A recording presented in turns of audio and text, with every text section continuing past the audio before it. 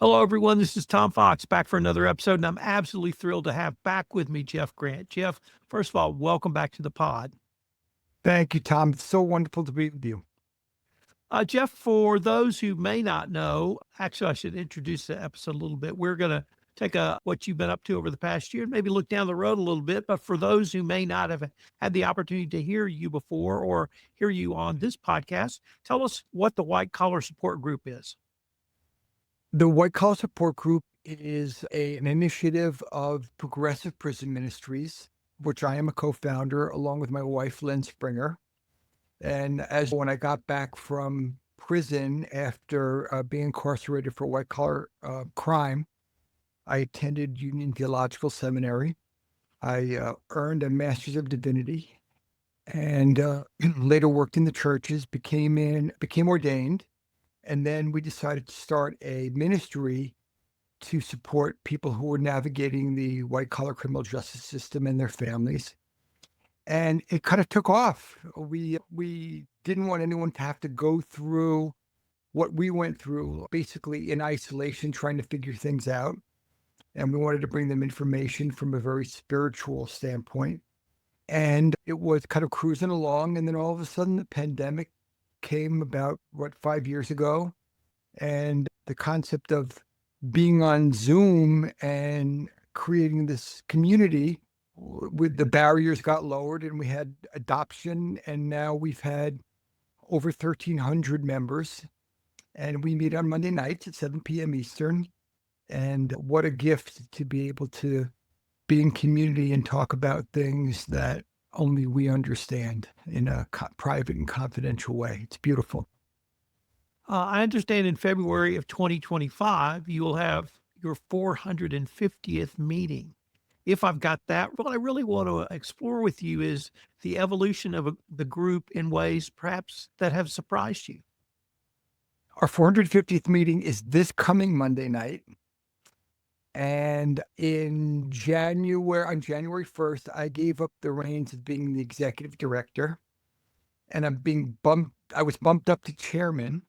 Although on the committees and all, I've given up kind of like the administrative parts. But it gives me a little more leeway to lean into initiatives and to lean into some higher order things that are appropriate for an organization that's now 10 years old. I think that's what surprised me is how diverse our membership is. When you think of white collar crime, you basically think of older white guys. And that's not really the case. We have people of all different genders and creeds and religions, and it affects everybody and it affects their families. And we're trying to teach people how to behave better and get retrained and make amends and take responsibility for their actions, and then not live kind of in that shame anymore where they can become productive members of society. And I'm shocked at how sticky it's been and how much people need it and want it and how much they found out about us. Because I would say that we're 1 degree of separation or less from every person in the country who's being prosecuted for white collar crime and their families. For example, I'll walk into the American Bar Association White Collar Conference, which is coming up again in Miami this March.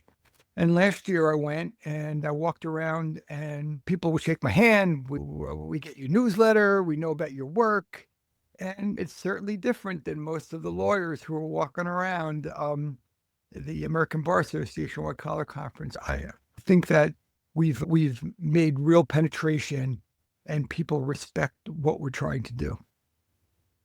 You mentioned the families. I'd like to take a few minutes exploring your work with the families and the importance of not only the family in recovery of the white collar criminal, but the family recovery itself and how you have to work to help the family, the wives or husbands, in some cases, the children and those impacted. So could you say a little bit about the family afterwards? Sure. It's a family disease, like in AA and alcoholism. It affects everybody in the family. And I can tell you in my family, It greatly affected my ex-wife, my wife Lynn, my kids, and it's just eats away at the fabric of trust, and the disruption is just huge. So when we first started, we really it was broken out into a organization that was geared towards people who were actually going through the problem and then their families.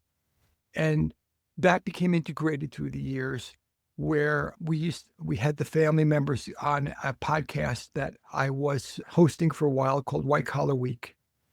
That's now morphed into a Tuesday night speaker series that we have. So we have our group meeting on Monday nights, which is only attended by people who are directly justice impacted. But on Tuesday nights, we have speakers from all over the criminal justice world. And we invite the families on there and they participate. It's a larger support group in a way, but it's more facilitated. For example, this coming Tuesday night, February 4th, we have Rachel Barkow, who's an NYU professor. She was also a former U.S. Supreme Court law clerk and a member of the U.S. Sentencing Commission, and super smart. And the fact that we're drawing these type of people now who want to speak to our group and is a miracle. And we'll have wives and children on there, and they learn more about what the intricacies are of the criminal justice system and how their family fits into it. And they get to ask questions. And one question, for example, that's in the national conversation now is pardons. Can my dad get a pardon? Is this realistic? What does a pardon mean? Because the people who are the defendants or the people who are going through the system, they can't answer those questions. They don't know. They're very complicated questions that require nuanced answers. So we're able to give this kind of programming and the support to families as well as individual counseling and things like that. Let me go back to the ABA White Collar Conference. Many state bars will have a lawyers in recovery or lawyers assistance program. Certainly, Yes. the state of Texas has that. It would seem to me what you're doing is, if not a natural extension, an extension of lawyers who need help. Would that be fair assessment, or is it something different in your mind? I think it's all part of it. I am on the American Bar Association Commission for Legal Assistance Programs Advisory Board. I am on that committee. I also co-chair the American Bar Association Criminal Justice Section Committee on Parole, Probation, and Reentry. And in a way, these are kind of important, but they're kind of orphan initiatives in that they don't directly relate to most lawyers' practice skills or the way they relate to clients or say in a courtroom. But they're important because lawyers hopefully are also counselors. Hopefully what they do is they can become enmeshed enough in their clients' journeys so that they can really provide them representation that's kind of holistic. Maybe that's aspirational in a lot of ways, but we're getting there. Yeah, we're getting there. There's no question that that lawyers understand that they just can't be representing someone who has a white collar or another criminal defense issue, and then at sentencing, the offending gets sentenced, and then they never see the lawyer again. That probably happens most of the time, but it would be nice if there were a handoff so that there's kind of a continuation of case management and maybe a case management all the way through to the other side of prison or whatever there, and maybe all the way to a pardon. That's aspirational. We have a deep commitment in our organization to pardons and expungement, and I'm hoping we get to talk about that a little bit. Actually, I wanted to segue to that. So why don't you tell us about the federal pardon and expungement reform initiative you're working on? This kind of unbelievable because when we founded this, we certainly didn't know that there was going to be a rash of 3,000 or 4,000 pardons within a couple of weeks handed down by Biden and Trump. So now all of a sudden pardons are in the national news and people are talking about pardons. And it was kind of a sleepy topic because mostly presidents handed out a few pardons And the pardon system got kind of slogged down. Pre-Clinton, pardons were kind of a regular way of the Justice Department dealing with people who had served their sentences, and then they would apply for a pardon or clemency. And there was a U.S. pardons attorney, and that office under the Department of Justice, that office would handle pardons. And then every few weeks or every month or so, they would send some up to the White House, and then after they were investigated, and then the White House would sign off on them, and there would be pardons throughout the year. That changed, and it became politicized, and recently, obviously, heavily politicized, so that pardons have been given out by presidents that are not in the pardon system, or have not been fully vetted, or that have not gone through the office of the pardon attorney. And the way that it's set up in the office of the pardon attorney is that they're on a case-by-case basis, and that there have been several sets of pardons recently that have been like bulk pardons, hundreds or thousands of pardons for people who have been convicted of various crimes. So the reason that we're taking this on, and we've become a national leader already, is that, yes, the power of the pardon is left to the president by the Constitution, but there's nothing preventing Congress from enacting expungement laws and so that people can actually get an expungement. So a pardon is not an expungement of a record, not in the federal system. A pardon is a forgiveness. So you still have the conviction on your record, you've just been forgiven for it. But an expungement is that your record is deleted entirely. Now, there are many states who have clean slate laws that incorporate expungements, but nothing on the federal level, except for this tiny little exception for first-time drug offenders. That's where we're headed, and we're going to be sponsoring legislation, and we're going to be gathering partners and a full advocacy campaign to be able to try to take this up to Congress, and find sponsors. And I think it's going to take quite a while. It wouldn't surprise me if it took 4 or 5 years to get to where we needed to go. But we're pushing the boat off the dock, and we are dedicated to getting an expungement law on the books that will actually give appropriate people the opportunity to get their records expunged. And how is this initiative being received? Oh, it's overwhelming, of course. It's overwhelming by the legal community, overwhelmingly supported by certainly people who've been through the system and their families. The concept is fantastic. The devil, of course, is in the details. Who's going to qualify for an expungement? Who's going to hand out the expungements? What's the procedure going to be? All to be decided.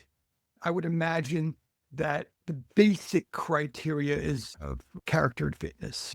Is someone done the work to be able to receive an expungement, and whatever the work is? I wrote an article along with Chloe Coppola about 4 years ago for the American Bar Association Criminal Justice Magazine, where we laid out what we think the future of pardons would be. And we called it a culture of pardons, because it really does take a community for someone to get a pardon. And we called it problem to pardon case management. And I can send you a copy. It's astounding how people think it's a great idea, but almost no research or no thought has been put into it. But we've decided to take it on. We're already talking to some legislators and some important partners like pro bono sections of major law firms. And we'll be able to make an announcement fairly soon. But we've already put it up on our website at prisonist.org. That's the White Collar Support Group's website. Again, prisonist.org. And we have an initiatives page. And so that's one of our major initiatives. And if you'd like information or to volunteer and get involved, there's a form there you can fill out. And our other initiative is the Right to Banking initiative, which I think you know about as well. Sure. So tell us a little bit more about that, Jeff. Hopefully the Right to Banking initiative is going to have a shorter horizon. It's hard The thing about taking on initiatives that have very long horizons, because in criminal justice, very few things move fast. And so you can be involved in something, an initiative in criminal justice. And for example, I'm on the board of directors of the Legal Action Center, and we were able over a number of years to pass an important initiative in the state of New York, similar to ban the box and things like that. And when Governor Hochul spoke to everyone when she signed the legislation into law, she turned to the people who were on the ground working on this project. I was not one of them. I was just on the board of directors.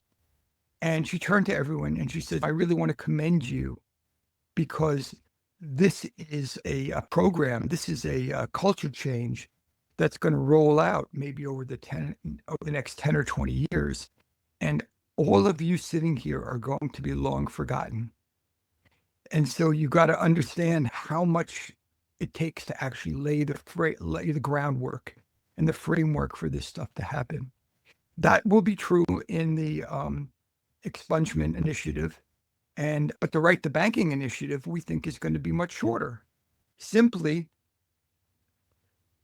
when people come back from prison or they get through their criminal justice journey, if they haven't been to prison, let's say they've been sentenced to probation, the banking world and the finance world is not kind to them. Their bank accounts are closed, their credit cards are canceled, they don't have an ability to invest money.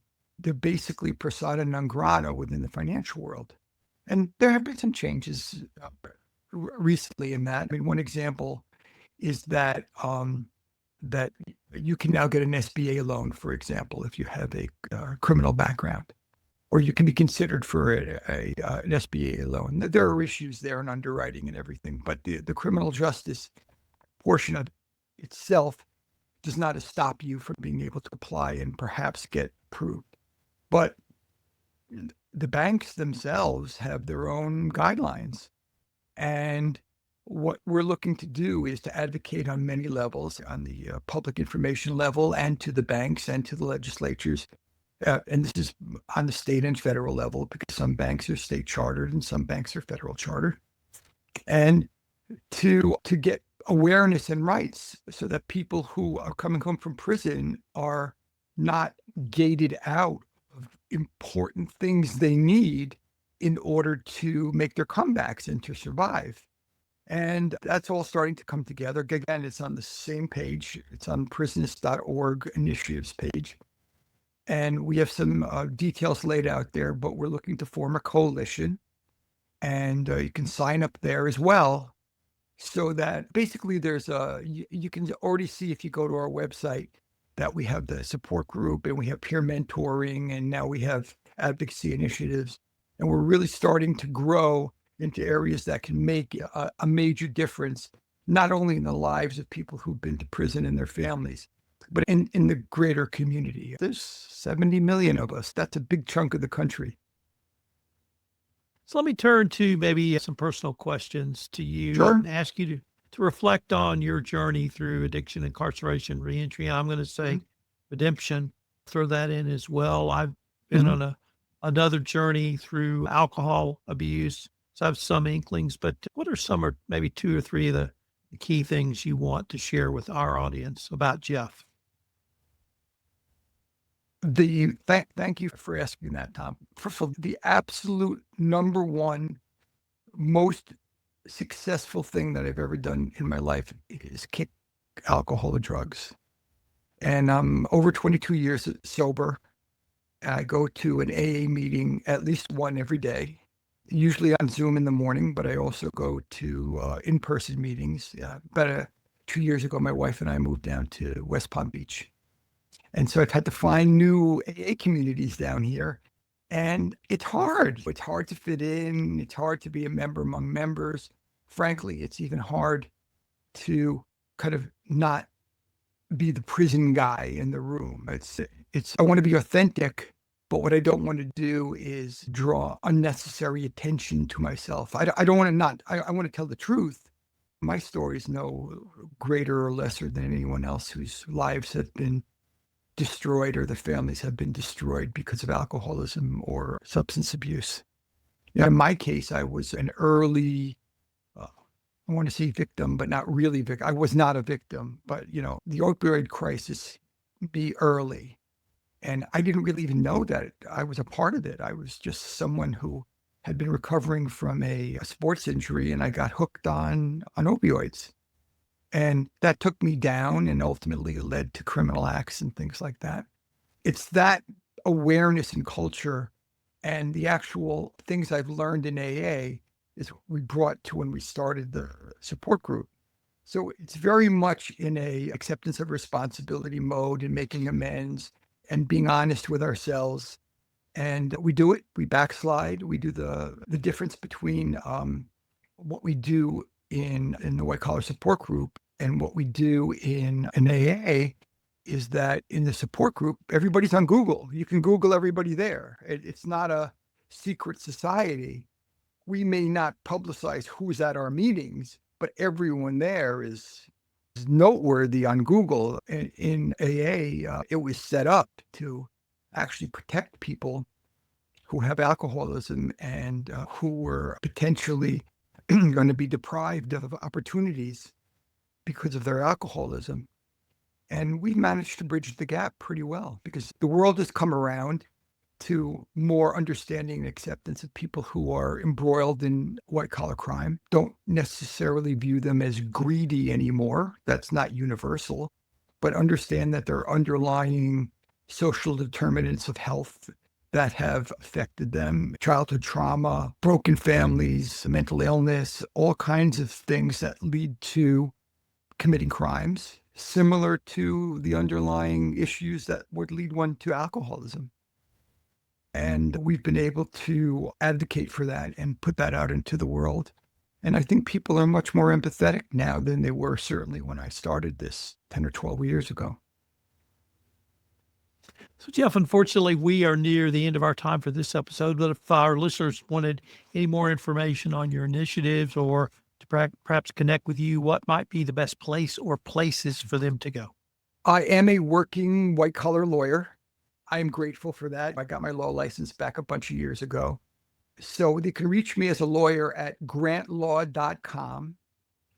And all of my information is there. My email is jgrant@grantlaw.com. Or if you'd like to join the white collar support group, or you have a loved one or a colleague who has a white collar criminal justice issue, you can find out more information on our website, which is prisonist.org. That's prisonist like feminist. And it'll become very obvious that there are just places to get in touch with us, and we'll be able to help you out. Jeff, I wanted to thank you again for taking the time to visit with me. I always love having the chance to catch up with you, and going to be very interested to see your next iteration of Jeff. Thank you, Tom. And I'm so grateful just for you to give me the opportunity to speak to the compliance community and to the greater community that are your listeners. So thank you for that.